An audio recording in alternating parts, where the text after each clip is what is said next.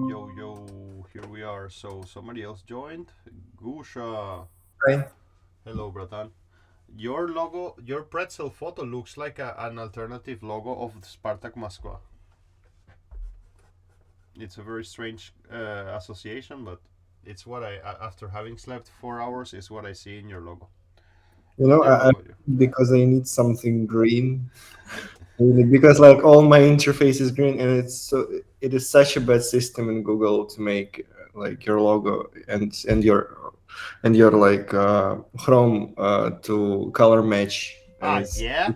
yeah. Oh, fuck, man. Yeah, that's why I I hate Chrome, man. I don't touch this browser anymore. Try Brave one day, man. It's the best. It's basically the same as Chrome, but without Google cancer. You know.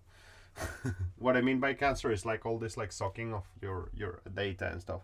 It's exactly the same as Chrome. It's actually the same code. It's just so okay. As usual. Well, I mean, I'm gonna keep torturing with some little tasks. I just think that I think that it's good to put it to work. So there's a new summative today that is piling up. So they are all little works. So they are all supposed to be done like in an hour or something. And not all of them. I mean, except the compositions. The other ones are meant to be done in an hour. So at the moment there are 6 summative assignments, and each one is 16.666%. So last submission for late materials is Friday, 10th of February. Today's lecture is called Tempo Worlds, and we're gonna discuss a bit BPMs, tempos, and their role in songwriting. I hope we can see a couple of examples that are cool. I also want to grab a couple of songs and put them warped, and then see how they feel when you slow them down a lot or speed them a lot. And I just want us to meditate about tempo, and in the end I'll give you a little summative, very simple summative. It's really stupid. It's just so we explore tempos in general, and most importantly so we can feel the difference between them. So, well, I mean, we have a couple of compositions here that arrived. So Maximov is here, so let's have a listen to it. And it's called Ничто Свества, да? Ничто Свества? Ничтожество. Ничтожество. This is one word. Okay.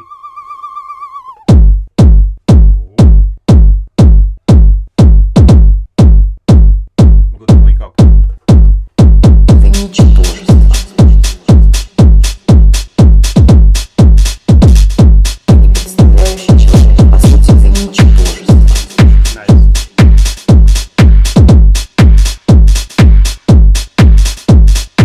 Ты ничтожество. Не представляющий человек. По сути, ты ничтожество.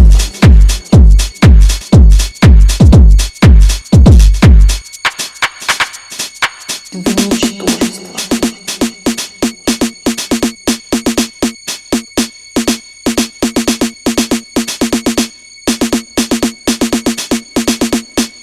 Вы уже не сможете забыть того, от чего вы закрывали глаза.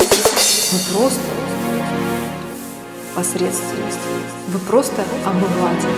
Вы человек среднего веса в коричневом пуховике. Вы ничем не примечательны.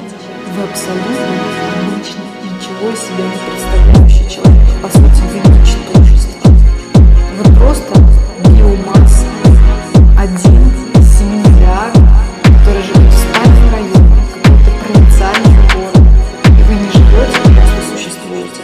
И вы можете всю жизнь посредственно. Вы просто обыватель. Вы человек среднего веса, коричневого пуховике. Ничем не примечательный. Ничего из себя не представляющий человек. По сути,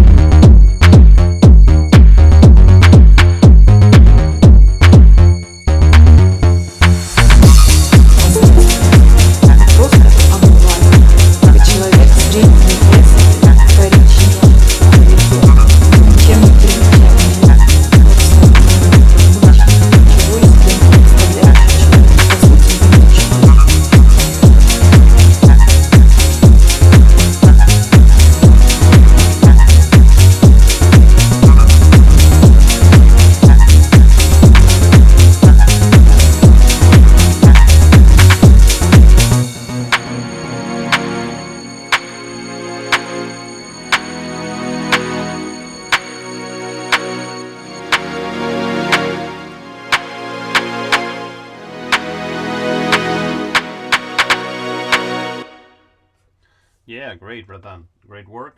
I wrote already a comment. We will produce this like we did in the previous run. We will then see all your songs individually, like in the second trimester and stuff. So far, I do have a feeling, and I think it's really important feeling, which is about the kick, like the actual sample that you chose for the kick. Like, I feel that it's too harsh at the beginning, and I think that you don't need to. It's just a recommendation. Like, I think that it would be wise to build energy in the song by changing the sample as the song progresses. So it's very square, wavy, and distorted, and that's really great. And I wrote you a commentary that I think it should be a bit more like air, at the beginning, or maybe not so much like air, but not so accentuated. And then after 2:35, kind of like when there is a break and the song goes back, it's really cool to come back with this aggressive kick. But I don't know, it's just my feeling. Just saying, like it's just a commentary there. And like always, I'm putting you less grades than what I think you deserve, because I want you to work on it and return it to me after we see feedback later. So great work, that's really cool. So that's awesome for your composition too. And the Masha, I guess that, I'm gonna wait maybe till Masha is here so we can hear it together with her. So for now I will move on to the next point. So the next point is there were some assignments and we were supposed to do like a discussion today, but there is nothing here delivered, so I cannot discuss it. Unfortunately we were supposed to grab some music. Leo, sorry, I will upload it in 10 or 15 minutes. Okay, no worries. If it's okay. That's Yeah. fine. That's fine. If you upload it during the lecture, when you upload it, tell me, and then I can stop and we can have a listen. Yeah, okay. The idea was that you were randomly assigned some emotion, and then you had to choose a scale, and then write a little piece in that scale. Leo, isn't it yeah. for tomorrow? That's why I haven't done it, kind of. Yeah, I guess I made a mistake. Sorry. I wanted it to be for today, so we discussed it in the lecture, but we will discuss it next week. I'm so sorry for that. I really thought it was. I chose the date wrong in the calendar, I guess. Like, so no. If that's the case, nobody is failing in there, and it's really cool, and everything is fine. Thank you for reminding me, bro. So as usual, we have our summary every time, and this is what we saw last week. Like, this thing continues accumulating all our strategies and things that we have discussed. So a couple of notes from last week that I think are useful to bring back. Once you chose a key, and if you want to destabilize it, of course, this is obvious. We use accidentals, alterations, to add tension and discomfort. I like that. In a piece of music, of course, the key is the center of gravity, which the melody and harmony tend. These are the most important points of last week, I think. Modes give emotional color to a particular scale by starting at different degrees on the major scale formula. We have talked a lot about modes in this class, and we gave last week most like a list of all the modes and the emotions that can be associated with it, and we discussed how we can use modes to kind of like build certain emotions depending on what we want to do. So modes can be associated with the emotions, and this is very useful. In lecture 15, like in the slides of lecture 15, we share a list of all modes and emotions, so they can be useful. And keys have their own personality, of course, so they're also an important part of the emotional palette of a song. In lecture 15, I shared a list of all the tonic scales with their corresponding emotions. So I put it here for the archive. This would be there forever. So we go back to, we are in this moment of like trying to professionalize our songwriting more. So your choice of tempo comes from where? From the wind, or just like what you feel in your heart in the moment? Or do you have any considerations about this? Before this lecture, I had one consideration. I'll tell it to you. Now I have another consideration after having made this lecture. But I'm curious if you have any thoughts about this. It comes from the wind, or it is 120 because I'm lazy to change it. Aren't Or- you one of... Sorry. Go ahead. Or from a reference. If I have a reference, Uh-huh. that may come from there. I'm one of those guys who is like, if the tempo I want is 124, it has to be 123 because it has to be an odd number or some shit like that. So yeah, whatever. But And the other thing that happens to me is that I just like to use odd numbers. That's actually all I can say. And I had a client last weekend that it was the same. It was like all the songs were like 55, 73, 20, I don't know where, 81, whatever. But yeah, we don't have a strategy to choose them. I guess that's why I started the lecture with this question. Like, I'm imagining that your answer is gonna be no, we don't know, we don't have any strategy. You know, if you have a strategy, just mention it. But in principle, we just go and just write, and that's all, and then we feel it. Dimitri says from genre, so I guess that it depends on the genre. Let me see if I'm missing something. I guess that Dima means like it depends on the genre, right? Yeah, it's every genre have like some particular BPM or you know how to like a diapason, like a range. Yeah, diapason. Yeah, and then from head. Today we're gonna associate just like we did last week. You can imagine, like, we're gonna have a list of all the tempos and a list of the emotions connected with them. And again, the summative assessment that I'm gonna give you is gonna be around that area. You know, let's see how the same song sounds with different BPMs. So, well, you will see at the end. I'll explain you. So, all right, that's cool. Andriuja wrote something which says depends on what I play. So yeah, of course. I mean, this is very intuitive, and it comes kind of very more natural to us than the choice of key. And today, actually, I'm going to tell you a couple of very interesting things about the human body and tempo that I was really mind blown when I was preparing this lecture. So you can understand why it's so intuitive to us to choose tempo. Let's move on. So setting the tempo is one of the first details to consider when writing or interpreting a song. This process is similar to choosing the color palette before painting. It's set like this by, we're still following Rebecca Valverde, this series of articles that she wrote about emotion and music. So it's similar to choose a color palette before painting, and this influences the emotional effect that the song has. Obviously, I added here this commentary of me. I do remember Interstellar, I guess, of course, the movie Interstellar. And dude, after watching this GIF, I need to watch this movie again. Like I haven't seen it like for 10 years or something, and I want to see it so much. I like to see, I really mean this, and I hope that you can feel it. And I don't know if you remember in a movie like Interstellar, this guy goes to different worlds, and all these worlds have their own time, right? Like this planet, do you remember this scene? Like in this planet there is like a very intense gravity, and so every hour in this planet is like 7 years, sorry, in outside of it, because this planet is really near a black hole. And so the time you spent in this planet is just like very different than the time you spent in a spaceship that is nearby it. So I really like to see keys and tempos like worlds. And I think it's a beautiful way to see it, and it's not only poetical way to see it, but I think it's as meaningful as transporting your body somewhere else. I really mean this. I don't mean this by just saying something nice, you know. And so it's a cool mental thought, you know, just like we're putting people in different worlds, and I think that's really cool to see it.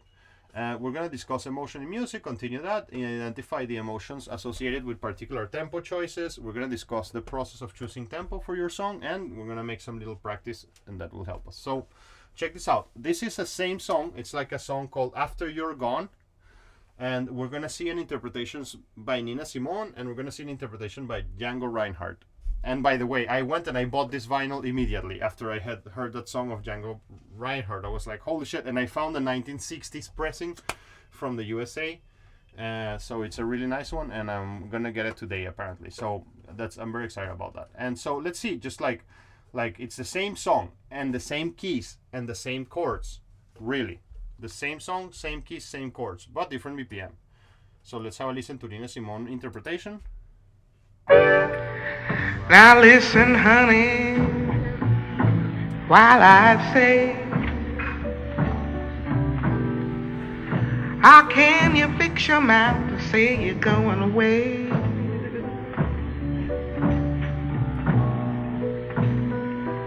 Don't say that we must part.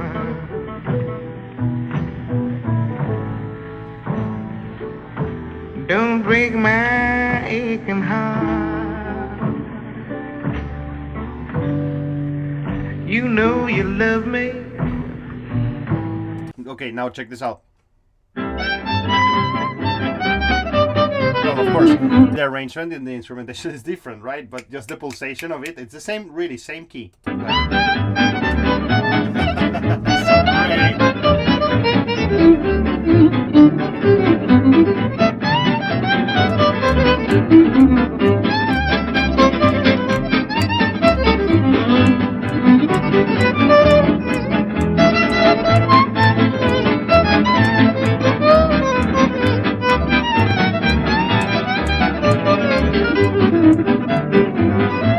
Well, obviously a totally different feel, right? True for many years. Love me night and day. Can't you see my tears? And here we were like this, and then anyways, of course they both have the same key, the same different instrumentation, different arrangements, no question about this. But hey, that's always that the pulsation behind the song changes very much, and that makes us feel something very different. So I tell you a life pro tip. If you knew this before, tell me. I didn't knew this till last night. I was like, holy shit, this is amazing. And it's really cool. It's like, I mean, we all have apps to tap tempo things. It's just something a bit on the side that I learned that I want to share with you. We all have apps to tap tempo things and whatever. But you can also calculate the BPM of a song if you count beats in 15 seconds and then multiply it by 4. So, did you knew this before? I'm curious. No. I didn't know this at all. Like, so Grisha said no. I guess no other comments means that you didn't know about this or something. So I want to test this. And you know, I'm kind of rickrolling you here in a way because I wanted you so much to watch this video and to watch this song that I found a way to push it on you so you can see it. So no, you can't. So you are forced to see it because it's so beautiful and it's so close to my culture. And have you seen this before? I don't think so. I don't think I have shown you this before. I'm quite sure, but just asking just in case. And I really wanted to show you this because it's the closest thing I have seen to show you to how it was the place where I grew up and the things that I lived when I was a kid. And everything you're gonna see there, I promise you from my heart, 100% of what you're gonna see there, that's how my childhood was. Like, I was absolutely in that situation all my life until I got out to live in the Siberian tundra. That was maybe an interesting decision I made, but anyways, I really wanted to share this with you. And we're gonna use this. Apart from that, I really wanted to show you this song because I think it's a work of art of a very high level. And we're gonna use it to test this theory that if you count the beats in 15 seconds and multiply by 4, you get to the BPM. So let's have a listen. It starts with a bit of an intro, and that part that you're gonna see there, that part on the beach and stuff, it's what I wanted to share with you about my childhood and how it was my life before I got out of Venezuela.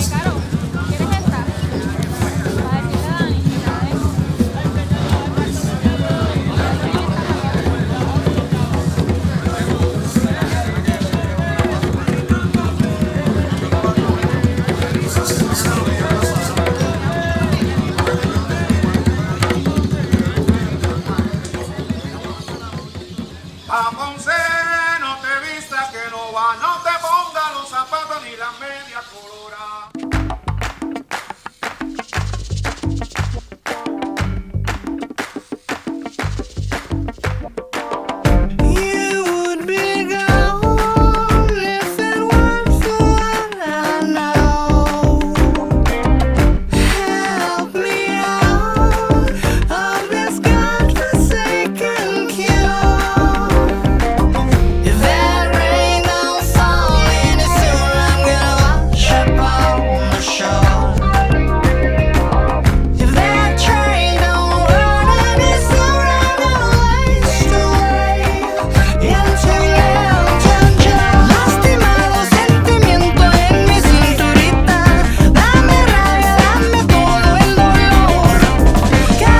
so let's count. I'm gonna now. I already rickrolled you. I got you to watch this forcibly.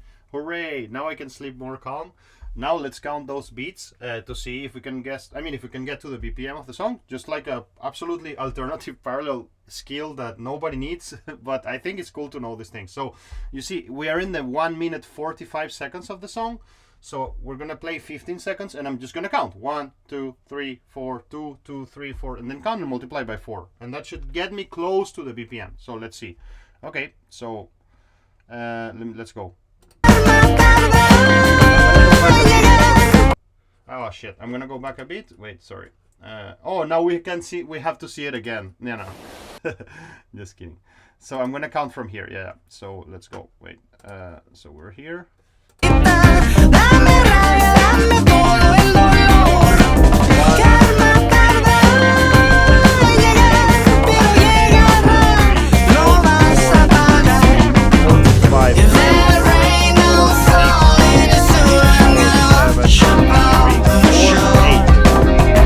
So it's kind of like 8 repetitions of 2, 8 repetitions of 4, right?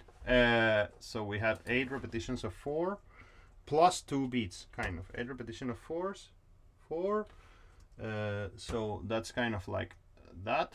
So that's 32. It was kind of plus 2 beats, so it's 34. And then we multiply that by 4, so that's 136. It's giving me a bit higher. Like I think it was kind of 32, and I just counted wrongly. But it's kind of like that. You will see it. Like it gives you an approximation. It's just a ballpark figure, but it's an interesting 128. And I have seen the BPM of the song on my own, and it's kind of like 100. And actually, I kind of counted it wrong because I did this exercise last night, to be honest. And I just think right now with you, I counted it wrong. But I promise you that it was like this, the result I got last night. It was like 30, and we also tried, and it was like 120, and the actual BPM is like 118. Exactly. You got it perfectly right. Like, that's exactly what happened to me last night. Like, I calculated, but you see, you get a good ballpark figure. I tried it with several songs last night before I prepared for this lecture. I was like, okay, that's cool. So, yeah, I'm happy that we can calculate the BPM of a song, just like if you ran out of battery and you're in the middle of nowhere and you desperately need to know a BPM of a song. Now you know, count the beats in 15 seconds and multiply by 4. So great. Emotions. Now we are gonna talk right now something as well that I didn't know about. This is gonna be a conversation about sort of the theory of emotional, I don't know, mapping emotions, and actually it's a conversation about psychology.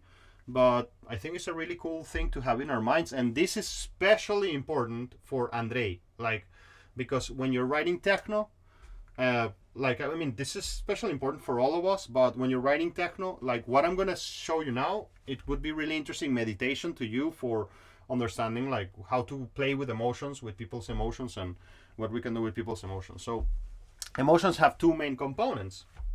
I really didn't know anything about what I'm going to tell you now. It's really interesting thing. Arousal and valence. So this is like, again, this is not music theory. This is personality theory, and it has nothing to do with music. But we're going to, of course, build a bridge between these 2 things. So there is something called arousal, which can be high or low. It's like I'm high on arousal, low on arousal. And this is not like sexual arousal. It's just like you get excited, by things, let's go and play some video games. And you're like, yeah, let's go, or whatever. Let's go and play some football. Yeah, let's go. And then there is like, let's make some homework for music production of a single. I don't know if it's like that, but it's the obvious joke that every teacher makes. And it's like, okay, like that's maybe a lower arousal thing, that let's go to a party or let's go to play a show or something. And then that's a vertical scale. It's kind of like more arousal, less arousal. It's not positive or negative. It's more like more arousal, less arousal.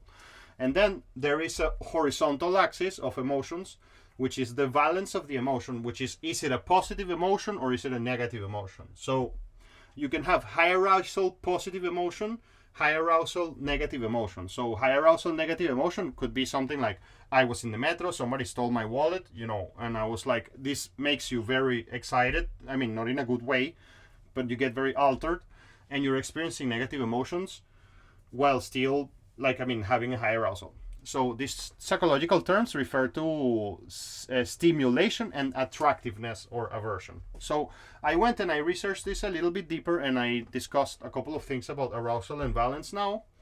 And then we're gonna kind of like imagine how this maps into a BPM conversation, you know. So there's always an underlying. This is kind of like the explanation on what I just told you about what arousal and valence are. This is coming from the Wikipedia article. So there is always an underlying arousal, things either excite you or not, and a valence that determines direction in which a particular emotion goes. A positive valence will shift up the emotion in the top vector, and a negative valence will shift the whole thing down. I guess I said it horizontally, and I guess it's the opposite kind of. I don't remember exactly if it's like valence is the vertical and arousal is the horizontal. We're gonna see it now. There is a diagram, but it doesn't matter to our conversation. We know that there can be a lot of arousal, less arousal, positive emotion, negative emotion, and well, I mean, high arousal states are the first. I mean, there you can have like a high energy state, and what quality that high energy state is gonna have, it's gonna depend on the valence. So the explanation of exactly what valence is like it's also called hedonic tone. Is the affective quality referring to an intrinsic attractiveness or goodness or adverse negativeness of an event. So people like psychologists use this to categorize specific emotions. Like, for example, emotions that are usually considered as negative, they are like a negative emotions. They are considered to have a negative valence, and joy has a positive valence. I think that's all clear at the moment. So check this out. I made this connection with music, right? When you think about emotional theory and music audio theory, we could say the following. Like, arousal is like amplitude of a waveform or the intensity of it. And valence is the frequency of a waveform or the quality. I mean, I'm making here a parallel metaphor, you know. And if you are going to see it in the music theory side, this first idea that I just discussed is connecting it to audio theory, just like arousal, amplitude, valence, frequency. Because think about it, like how loud a waveform is going to make you, like, you know, feel energy. But then what interval was played, or the frequency, well, let's say the frequency on its own, without even an interval, the frequency of its own is going to produce a feeling on us that is disconnected from the amplitude. But the higher the amplitude, the more intense that feeling is going to be. And if you see it from the point of view of music theory, the arousal would be moved by the BPM, and the valence would be moved by the key.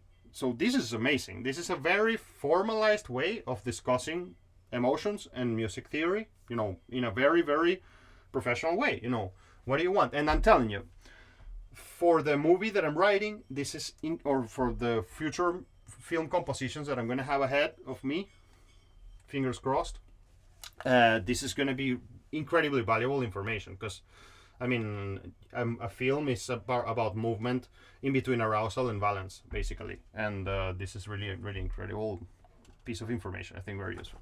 So people chart these emotions. This is kind of how it looks like. You see, like, you have the high arousal, low arousal, like tired, calm, relaxed, serene, content, sad. And I think that the role of a good electronic music writer, that's why I meant that this is especially interesting for Andre, and I think Uliana right now is also writing some jungle, as I understand. And I think that when you're creating electronic music, like, your goal is to manipulate the person's mind that is in the dance hall, and thinking about these concepts, having them in front of you, can maybe help you, like, to think, okay, I'm going to move the audience from a low arousal state to a high arousal state. So that's a VPN question, you know, and I'm going to move the audience from a negative emotion to a positive emotion. That's a key question, or a mode question, or an interval question. And then we add texture on top of it, and we have a very complex theory of emotion and music theory and audio theory. So this is another visualization of this, really cool. Like, I mean, again, we have like a positive and a negative dimension. You see like rage, anger, annoyance, terror, fear, apprehension, grief. These are different visualizations of emotional states. And whatever, I thought that it was this particular slide, I just put it here because I liked how these diagrams looked, and I thought it was a cool idea to share with you guys, and that's it. So yeah, this is also sometimes diagrammed like this. This is how people usually make questionnaires, and this could be a really interesting thing to do, and maybe we could do it together. I don't know if it's a good idea, but you could make a questionnaire to people like how this song made you feel, say from 1 to 10, you know, and then kind of you can grade. That could be really interesting as an experiment inside the school to see what people are feeling when they hear your music, you know. Like, give me a score from 1 to 10 on a certain level of a certain amount of questions. And then you're going to end up with a point in a chart, and you're going to see like, oh, it seems like my song has a high arousal, positive valence, you know, I don't know, dimension. And that could be just an interesting way to plot your song. I don't expect anybody to go and do this, but again, the goal of this course is to formalize our songwriting and to make it less random and more focused. So the tempo affects the arousal, of course, which is related to the activation of some neurotransmitters responsible for the cortical activity and sense of alertness. So we get alerted when something is happening, we connect with it, we see it, and then our BPM, internal BPM grows, our heartbeat, and the heartbeat is obviously a very, very big conversation when we're having a discussion about tempo. In normal condition, the human heartbeat is between 60 and 100 BPM. So this is really important, and I told you at the beginning that we were going to have a conversation when Grisha said like, I just go to 120 BPM because I'm lazy to try another one or something like that, or I don't want to try another one. You tend towards those BPMs because they are close to the range of the human heart. And when we say that a song is fast or slow, we compare it to our heartbeat. So actually our heartbeat is kind of like our do for our major scale of, or our minor scale of tempo. You know what I mean is that it's the first note of an interval, or is the first reference that we used. When we say that a song is fast or slow, we're comparing it with our heartbeat, and this is a key factor to take into consideration when composing music. You know, are we going to go faster than the human heart or slower? You know, sometimes when in the movie that I'm writing music for, it's like the astronaut is going through this very intense experience, and there's a nuclear explosion happening behind him, and he's kind of like, in this super PCX mode, and then he escapes this danger, you know. So we have to move him from a high arousal to a low arousal state. And for this, of course, we use BPMs. Like, I don't know if I think I showed you last week. I remember showing you this BPM. I don't know if it was to you or to the new foundation. I don't remember that, but I'll just drop it here 1 second. Wait, I have it here. It's like a tempo map for the wait. Yeah, I know where it is. It's a tempo map for one of the songs I'm writing for the movie. Here it is. Wait. Here it is. Yeah, this is the tempo map of the movie. It's like of one of the songs of the movie. It's like tak tak tak. It's like I'm just jumping in between emotions and pushing the audience to feel stuff, you know. So when we think about the tempo of a song, it's important to remember that we are moving to the left or to the right. I'm kidding when I say that, but to the left or to the right of the human heartbeat. And that's just an interesting thing to have. So the author of this article also offers us kind of like a map. You know, this map is going to get more detailed in the next slide, but this is kind of like the general ballpark map. And for Andriuja, again, this is particularly relevant. You know, I say this because the electronic music creator and the DJ and the person who is performing an electronic music show needs to have a finger on the pulse of the audience and to drive them crazy or to drive them more relaxed or calm. And that's the whole game of a good DJ. And so we need to move from states of relaxation to joy, you know. And you can see it. This is particularly useful for people who are writing, composing. What's the name? Who are writing film music. But you need to move people from relaxation to stress, for example. And stress, of course, it's a high. I forgot the word right now. I just forgot the word 1 second ago. It's a high arousal situation, but with a negative emotion. So I mean, you can either be relaxed or sad or joyful or stressed. So, and the BPMs associated with that is kind of like relaxed and sad, 90 BPM, joyful 120, and maybe that's why many of the songs fall into 120, and stressful 150. So this is the BPM of the human heart, how it usually is when we are relaxed, when we're joyful. I'm sorry that I didn't explain that better at the beginning of this slide. Let's just kind of rephrase it. In here, you're seeing different states of the human heart. And so your relaxation is going to be in a diapason of 90, your joy is going to be in a diapason of 120, and your stress is going to be 150. When you're stressed, your heart rate increases to 150 BPM. When you're joyful, your heart rate hits 120.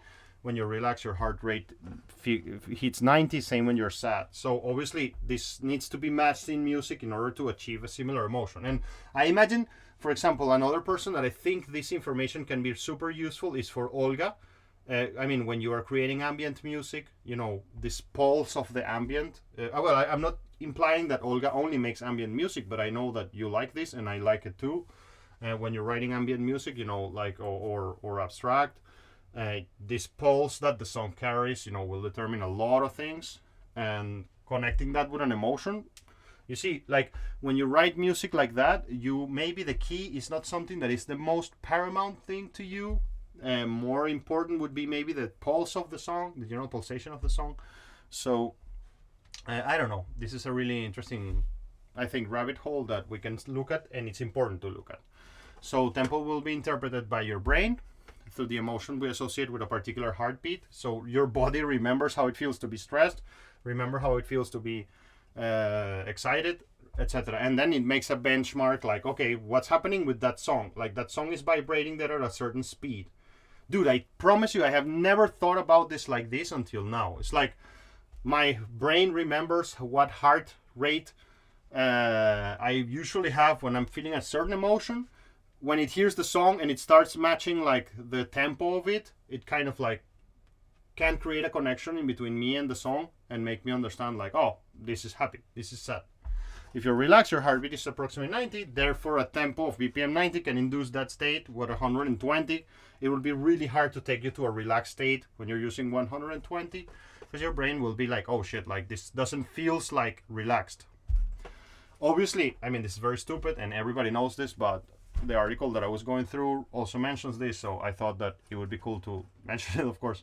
The tempo is clearly always assigned in your musical sheets when you're working with musical sheets, either in the classical music theory form or in a BPM in particular. Now, let's go back to this song of After You're Gone, and wait, I just ate a letter here. So Nina. So let's go back to After You're Gone.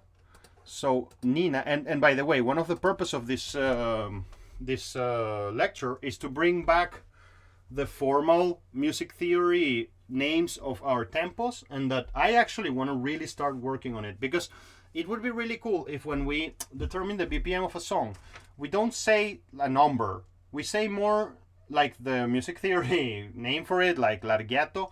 Not only because it will sound more cool and we will sound more sophisticated songwriters. Oh my god, we're gonna be writing in larghetto. That's not why I say this, even though it's funny to think about it, that we just want to impress our friends or impress our clients. But I didn't mean it with that intention.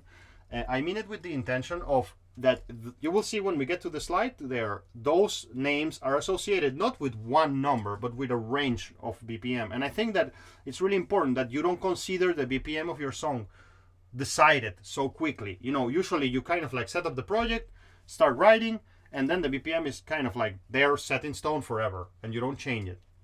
And I think that it's important to not set it in stone for a while, you know, like you don't know really what is a good BPM for that, because maybe the moment you wrote the song you were in that feeling and you kind of like imprinted it there, but maybe that was divorced from the central theme of the song. So I like to use the official music theory names for tempos because, well, I'm going to start doing this now, because apart from the fact that it's more professional to do so, also it will give me a range, so I need to be inside that range and to explore those ranges. So if we go back to that songs that we heard at the beginning by Django Reinhardt and Nina Simone, so the Nina Simone is in larghetto. It's in a BPM of 60, quite low, really like moody, mellowy.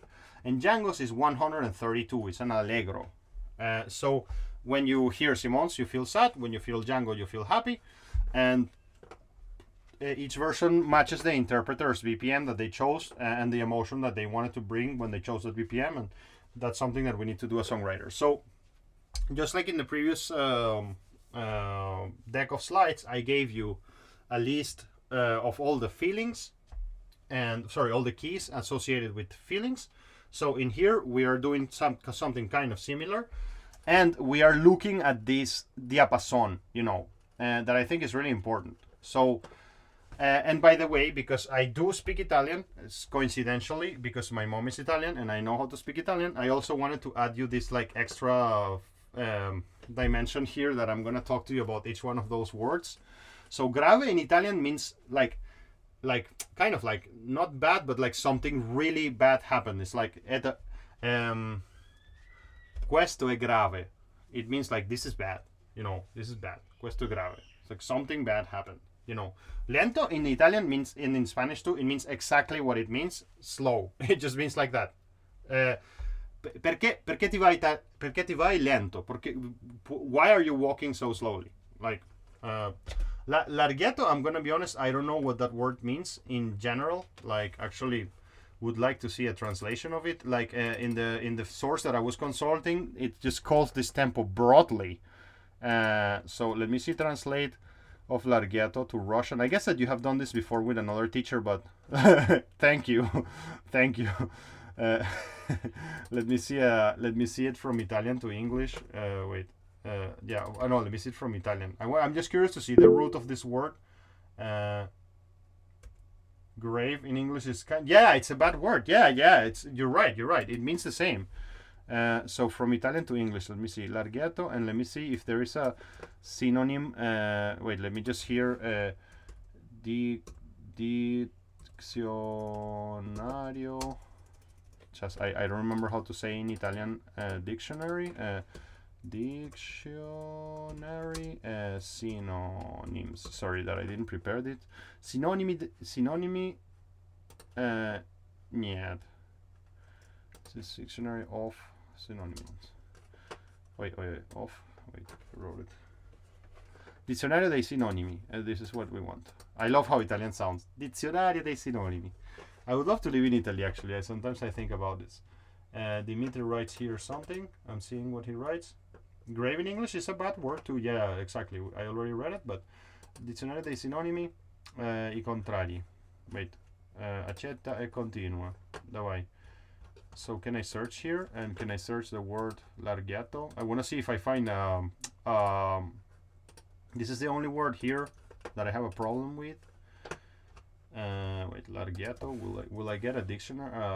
Nah. Okay, whatever. I'm not gonna lose time on this. Anyways, adagio. I really don't know what adagio is, to be honest. Larghetto and adagio in Italian, I don't know what it is. Andante is obvious what it is. It means like andare. Andare means davai, go. Like you just have to go, move. So it's a walking pace. That's really great. And that's really cool that you think like, okay, I'm gonna move myself somewhere. And I wish that we can take our songwriting to that level. I'm gonna move my song from one part of the other. Well, let's use andante for that, because we want to move.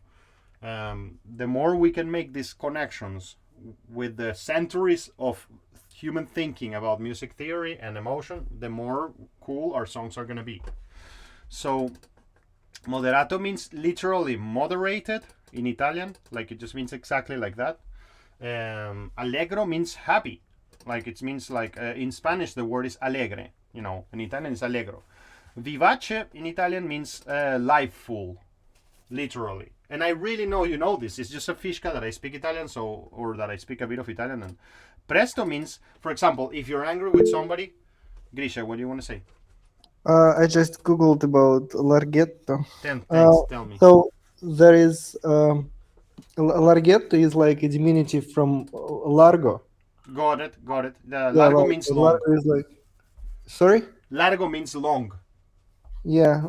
Okay. Yeah. So it's And like that's like a little long. a here. little long, exactly, a little long. And if you find something about adagio, tell me. I'm really interested because I really don't know right now.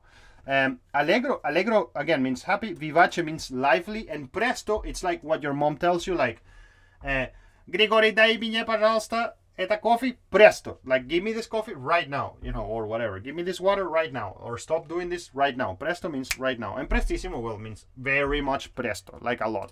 So you see, these BPMs are in a range, and man, between 25 and 45, and between 76 and 108, that is a big difference. And so it would be really nice when you write your songs, if you kind of like, you know, you started in a point, and let's say that you wrote your song, and let's see this quickly, this song of Andrei. I'm gonna use a BPM counter so we don't actually, I'm gonna see the Grisha song. There is a reason for that, because it's a bit different than an electronic music song, what I'm gonna say. I'm gonna use a tap tempo just to be faster, so we don't have to count. Also wrote in the chat about adagio. Italian for slowly. Yeah, at ease. At agio. That's what I didn't know. At agio. I'm at ease. I'm relaxed. Great. So wait, I wanted to hear 1 second Grisha's song just to catch the BPM. If you remember, just tell it to me, bro. Like I just here it is. Oh well, yeah. 1 second. Yeah, I'm opening a BPM counter, and we will know in 1 second.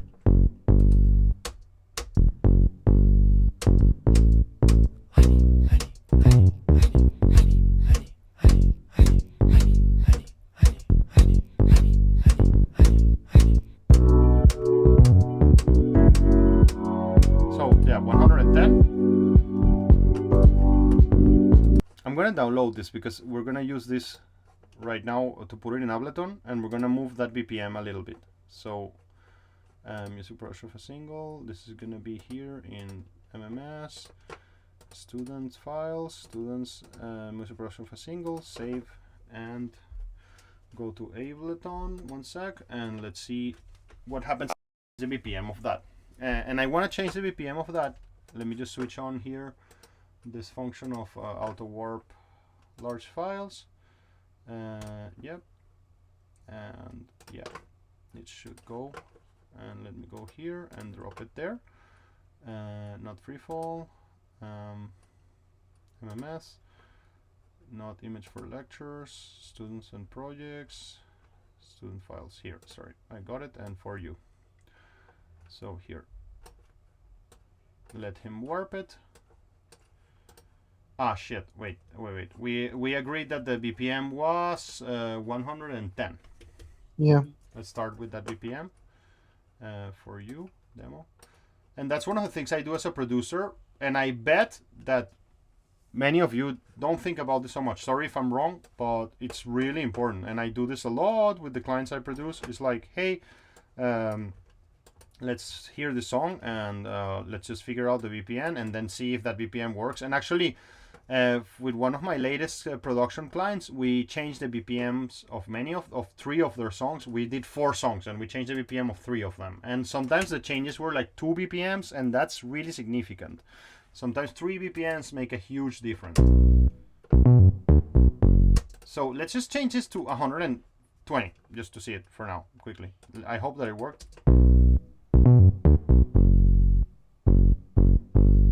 It's a big change. We're gonna feel it more around here. Let's see this at 140.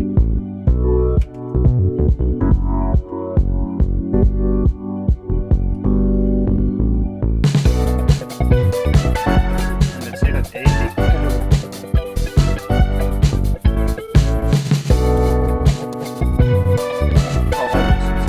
Happening here is always that we're gonna feel different things. I think you need to change the warp algorithm? mode.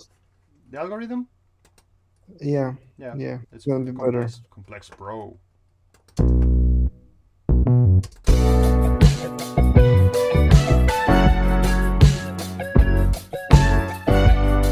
I mean, we will die if this will be the BPM of the whole song, because it would be like 10 minutes.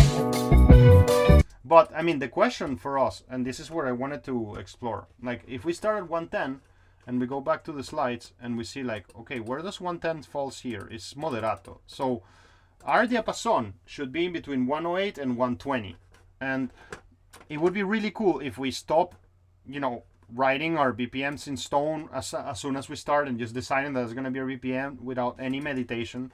And it would be maybe cool to say, okay, I know I'm in moderato, you know, and what happens if I go to 108? Is 108 my BPM? I don't know. Let's feel it. Maybe better. It would be cool to render a couple of options. One in 108, the other one in 115, and then go out to the streets and hear it. Like, these decisions should be made, of course, way before the song is recorded or anything. That's super obvious to all of you. But my main point is that we usually write music and then we're like, okay, that's a BPM, and then we don't think about it anymore, and that's a mistake. And actually, I remember when I had my first experience of music production ever in my life, that it was with my brother Aldo, you know, and I came to him and I had an EP of 4 songs and I wanted him to make them for me. I didn't understand anything about music theory, music production. I didn't know what anything was.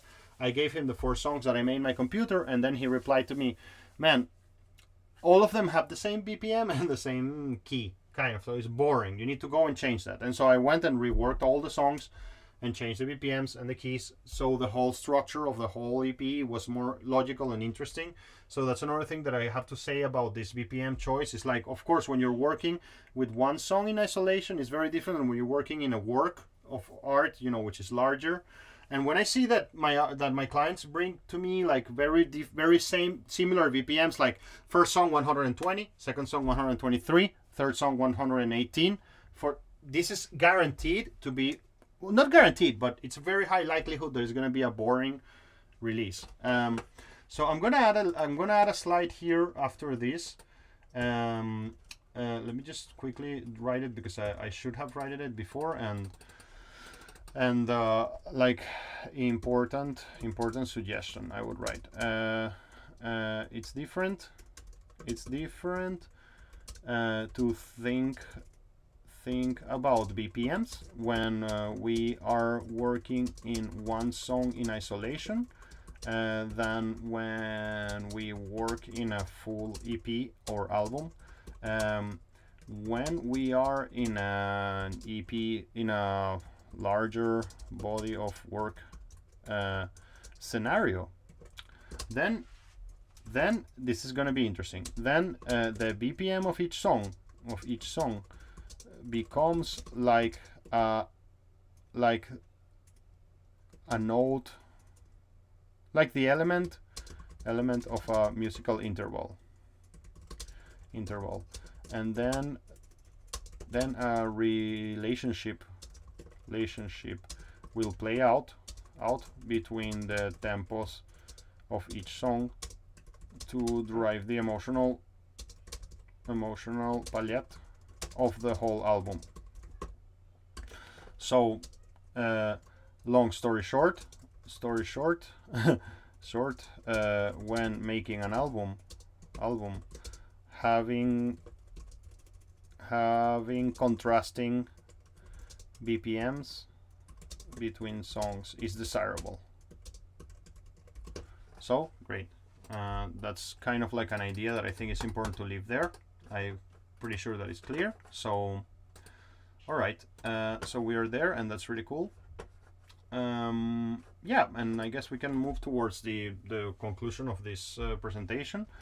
So yeah, we were here, and you see I put you here the relaxation, serenity, sadness, happiness, excitement, anger, fear, and now you know that there is a scale of emotions that you can move from, and that you use a BPM to push arousal or to decrease arousal, basically. And I mean, of course, it would be cool if we used like the actual names of things and see like dot diapason, and then we don't set our tempos in stone, but we kind of meditate a little bit about this before we make this decision, because 2-3 BPMs can make a big difference. Let's see what I mean by that quickly. So we saw 110. Let's hear 108. 1 second.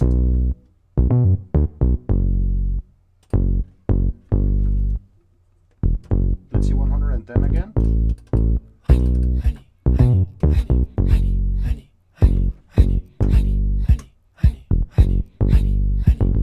And let's see it 100 and me, 113 is the BPM of this song, or 115. I don't think it should be 120. Like 116, let's see it. I think it needs just a little bit more of spark. And we will get that with that BPM. Let's see it in the pre-PF or something like that. Wait. The original was like this.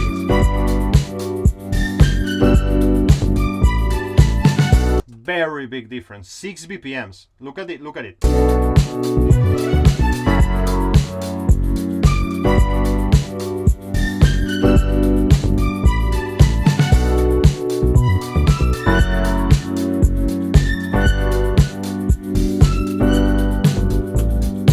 So that would be certainly my first production comment, Pratan, to you. Like, let's think about the BPM, and I would push it a little bit higher. And the guitar part, can you listen to the guitar yes, part? Yes, sure.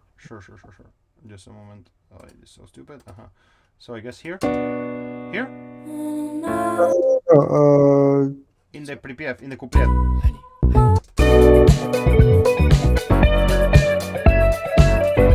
Yeah, it's so amazing like this, man. Let's go back to 110. That's the part you wanted to hear, right? Abratan, that's the part you wanted to hear? Yeah, I'm just discussing it with Panina because we wrote it together. Yeah, I'm gonna go back to 110. Look how it was with 110. Of course, maybe your proposal is like, no, we don't agree, and that's fine. All I want us is to think about these things and not to take them for granted. So let's go back. Man, it's like a killer in a bit higher BPM, in my opinion.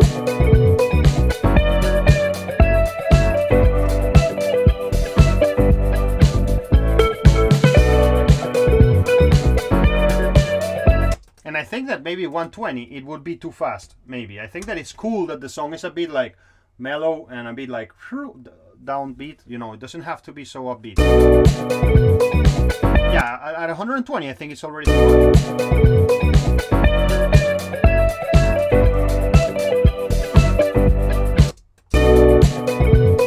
And the difference between 117 and 116, for me, it's quite clear. I mean, it's really noticeable. Like, I would go maybe for 115 even, a bit slower, but 5 BPM above the original BPM.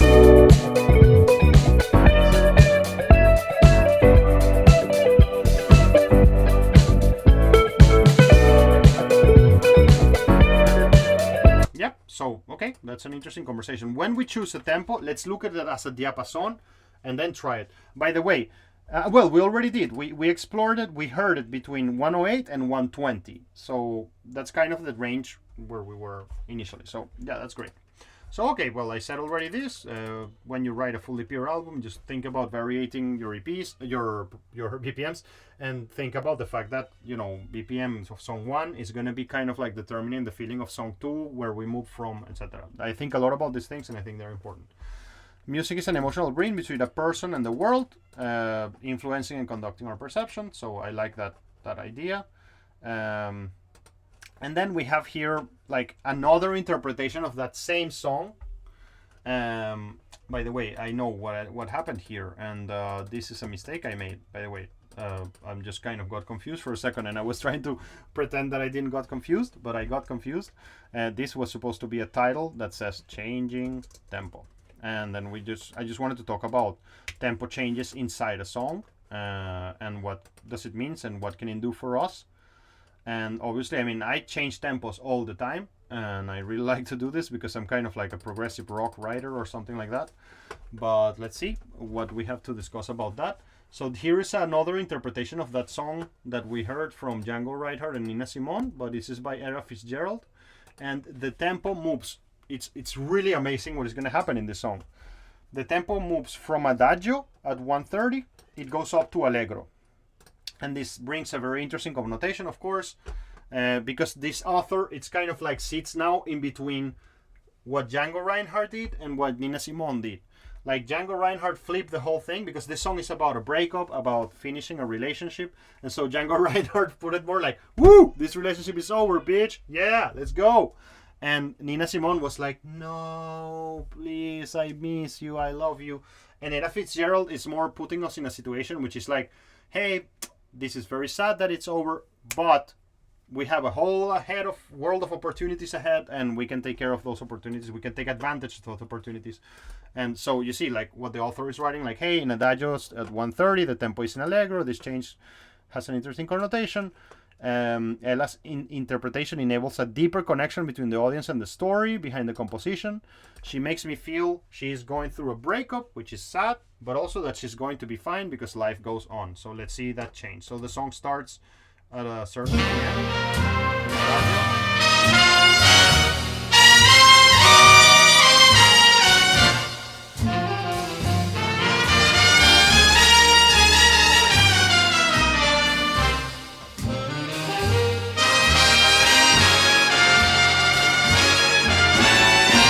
ever had. There'll come a time, now don't forget it. There'll come a time when you regret it. Someday when you grow lonely, your heart will break like mine, and you want me only after you've gone. After you've gone away.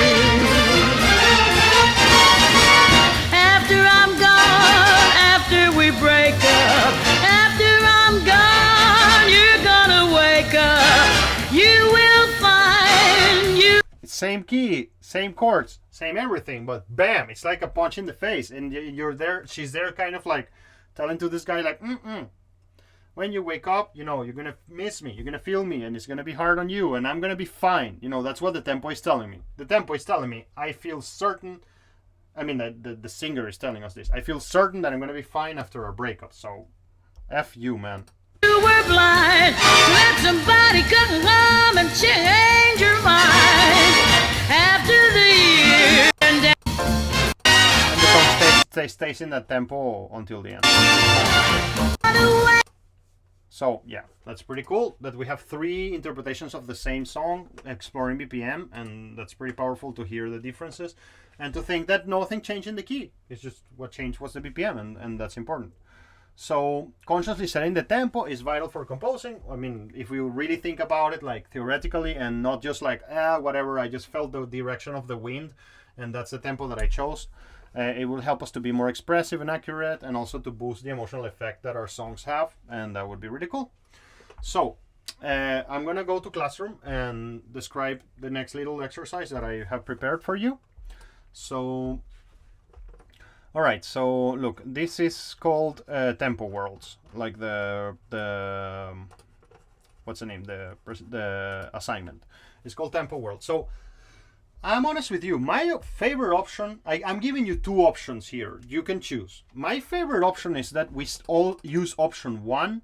Why? Because it would be really cool to hear what you all guys do with the exact same song. So I put you there a Google Drive link to one of, you know, sometimes when I'm in foundation with the students, I create these little pieces in the class. Sometimes I have done it with you. This is one of those little pieces that I created in the class.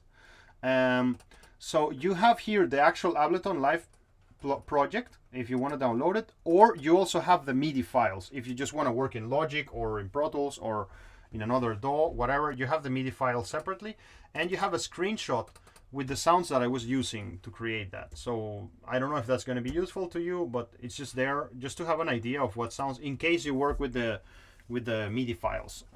It's just there. So I put you there one song that I made, and I want you to do a little bit of production to it. I mean, really, my goal with this little in this course, you have this little summative assessments and the big compositions. Like, my goal with this little summative assessment is that you don't spend more than 1 hour on this. Like, it's really, all I want is to stimulate your brains, stimulate the brains, and not only stimulate your brains, but also just to get you in different circumstances. So in the future, when you're put in a situation to write music, you're more comfortable with that. So I want you to, in option 1, download the following song and use the song as a base for your work. Work on the production of the song and create a new version that's different to the original. and that suits your taste. And see a list of tempos that are randomly assigned to you in this Google Classroom entry. So below I have all your names, and now I'm gonna go to random.org like I always do, and I'm just gonna randomly give you a BPM. And not a BPM, I'm gonna give you a tempo and musical tempo. And then you are going to have to do something with that. You will see in a minute. So see the list of tempos randomly assigned to you in this Google Classroom entry, see below. Open slide 26 of the presentation called Tempo World. So here is the presentation called Tempo Worlds. And here's slides 27. Sorry, made a mistake there. Or I guess that I added a slide today or something.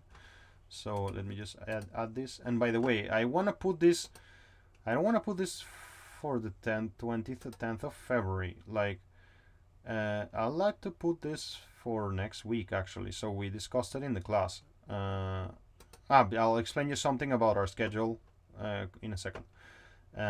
So today is 31st of January, so the next week will be yeah, I'm gonna put it like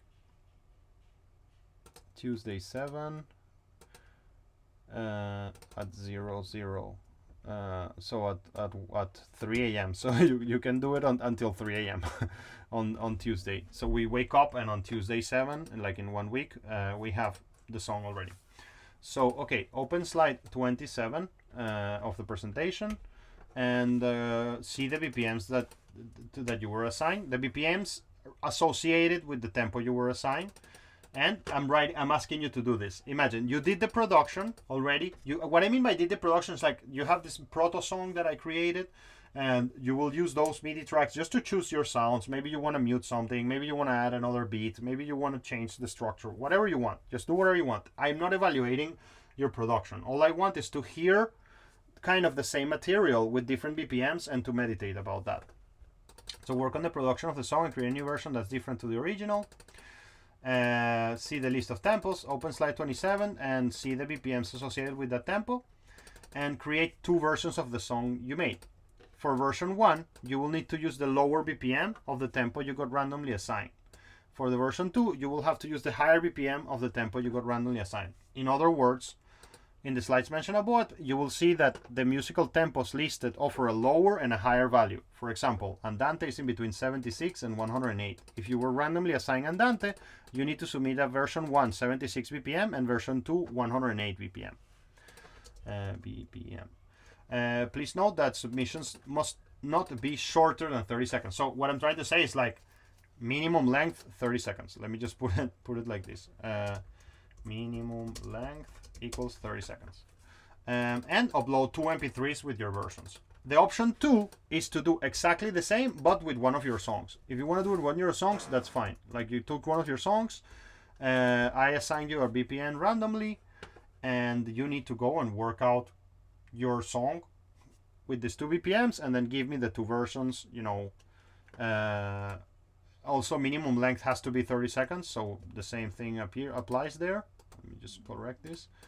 And then you have to send me each one of them. So, okay, now I'm gonna do this, and I'm gonna go here to random.org and random.org, and I'm gonna randomly assign to you these BPMs. So I'm just gonna do this list. Where is it? List randomizer, and I'm gonna take a list of all the tempos. Grave. Wait, let me just bring this here. I should already have like some sponsorship by random.org, I think, at this stage. I mean, of how much I promote this site. Larghetto. They pay you random amounts of exactly. money. That's great. That's great.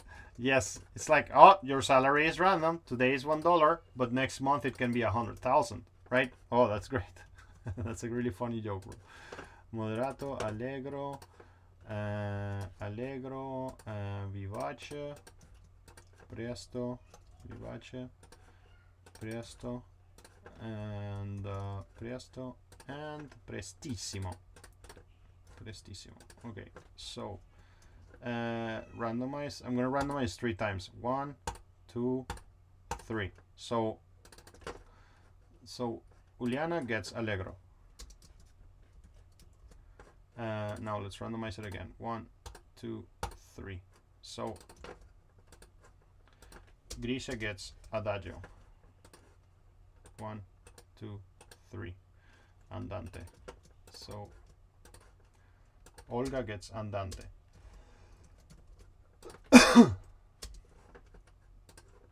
1, 2, 3. So it's gonna be funny. Andre gets presto. You're gonna end up doing some crazy shit there, man. 2, 3. So I don't want to repeat it. So Volkov got vivace. Valeria, let's see Valeria what she gets. 1, 2, 3. Valeria, no, I'm not gonna put prestissimo because I mean, like, making a song in 200 BPM, it just doesn't make sense. So I'm gonna random it again. Adagio. Did Adagio came out already? So I'm gonna actually delete the ones that I don't want. I mean, I would like everybody to have a different, super different BPM. So, and then Allegro, I'm gonna remove. Let me see if this works. Oh, what the hell? No, don't make me lose my list. I'm gonna have to do it again, unfortunately. So I guess that I can, if I do this, it would be faster, and I don't care. Like, yeah. So I wanted to remove from here. I wanted to remove Allegro, Adagio, Andante, Presto, Vivace. Allegro. Wait. So the next one would be Moderato. I'm just gonna put it kind of like that. Stop being random for a second. The next one is Valeria Moderato. And then Panchenko Larghetto. And now all of them are represented. Lento. Ooh, I'm gonna give Lento to Shapilo, right? I always say it wrong. Sorry, I'm terrible at that. Lento. And let's put Masha to make some drone for us. Grave. So Masha is gonna have to write a song in between 25 and 45 BPM. That's gonna be really fun. And who gets Presto? Andrei got Presto. So Andrei is gonna have to be in between 176 and 200 BPM. That's gonna be really funny. Dimitri is gonna be writing around 156 and 176, and so on. Like, you get the point. So now I saved it, and that's what you got. So I think it's better if we all do it with option 1, because it would be so cool to see the same song from so many different points of view. But if you choose to do it with one of your songs because you want to explore it, that's absolutely great, and we will discuss it. And 30 seconds song in grave, that's really easy.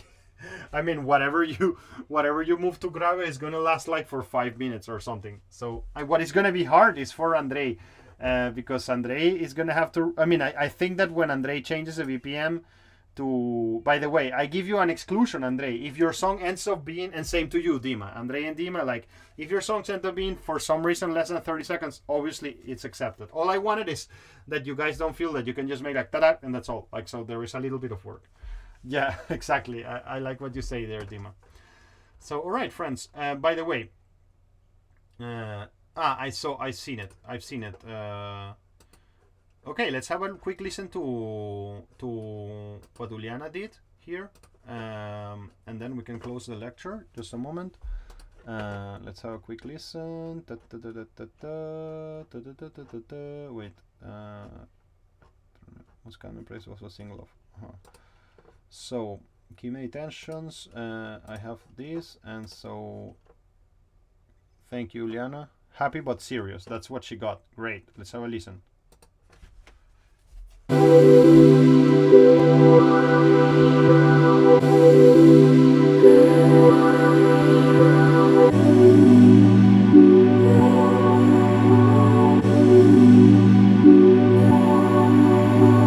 what was the key, Julian, by the way?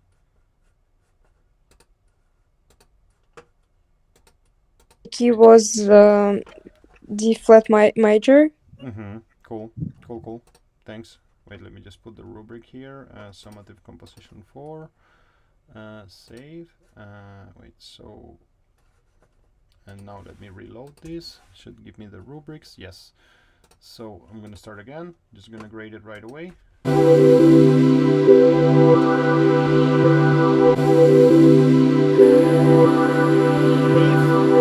C flat or D flat major, you said? Just D major. D major.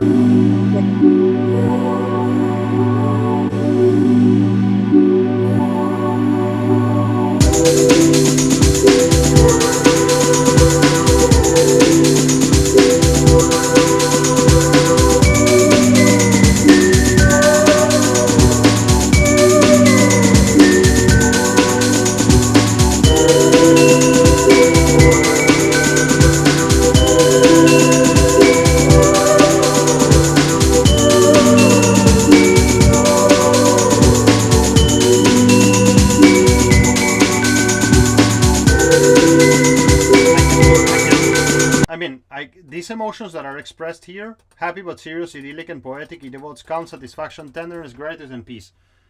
Don't know about you fellas, but that's exactly what I feel when I hear that. I imagine this lady, you know, this girl. I mean, obviously, I imagine that it's Uliana because she's singing there, and I imagine her in the you know, like I imagine her in a train or in the MCAT, not MCAT, the MCD, you know, just like some outdoor train that is not inside the metro, looking out of the window. It's a little bit snowy outside, or maybe coldish, not exactly the worst time of the winter, but more like this, you know, light but coldish moment. And maybe there is a period of her life that ended not so long ago that was a bit sad, but now she's coming out of this period and she started to move towards the spring. You see, like, that's kind of how I feel it. I feel it right off the bat, you know, and it's so cool that emotions can be achieved so easily if we know what each key is doing for us. So if we can write thinking about the key, then it's really cool, right?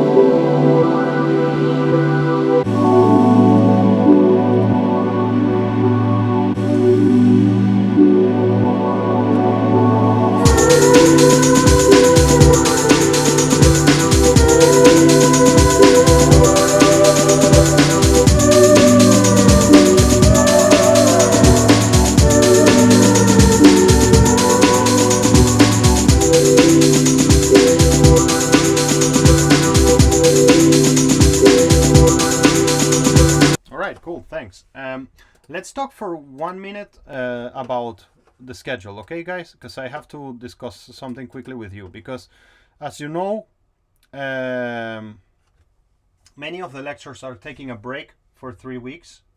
I'm gonna open my official schedule document, and so I tell you a long story short, and I don't keep you waiting for what's gonna happen. And we can discuss this. If you disagree, you can tell me. But I think our lecture will not stop. Some of them will stop, but I think that music production for single will not stop. And I'm going to explain you why.